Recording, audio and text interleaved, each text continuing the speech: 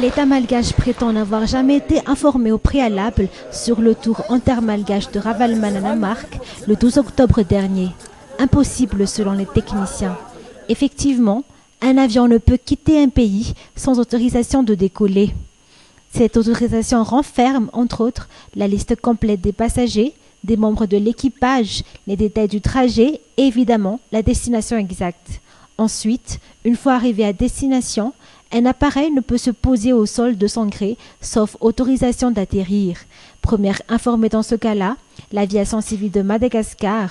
L'ACM se charge ensuite d'informer la gendarmerie nationale, puis le ministère des Affaires étrangères et enfin le ministère des Transports.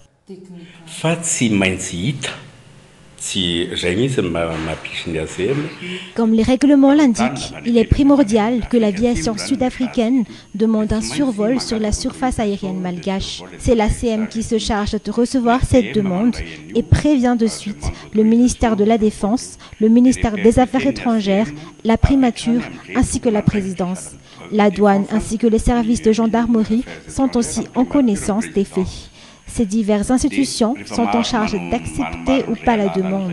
Si la demande est acceptée, les plans de vol doivent être effectués et les renseignements y afférents, tels que l'avion, les pilotes et les passagers, doivent être inscrits.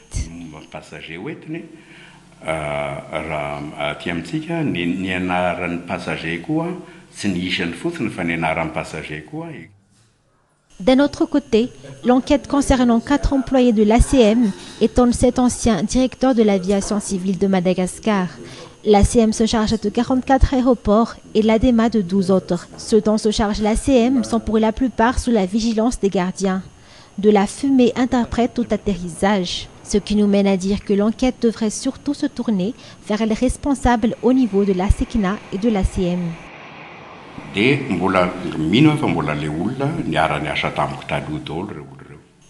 En ma connaissance, les gardiens sont toujours les mêmes. Les formations reçues par ces gardiens consistent à protéger les passagers. Ils doivent aussi assister le vol effectué.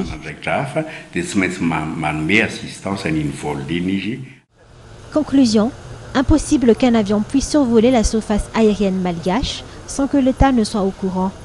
À moins que Ravalomanana-Marque n'ait eu recours au transport maritime avant d'avoir pris un avion après avoir accosté la côte malgache.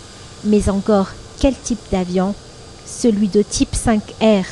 Le seul dont le plan de vol n'exige pas forcément la liste des passagers, mais juste le nombre. Mais cette fois encore, l'ACM est censé être au courant. L'ACM dont le premier responsable est le directeur général, mais jusque-là, il n'a pas été touché dans cette affaire.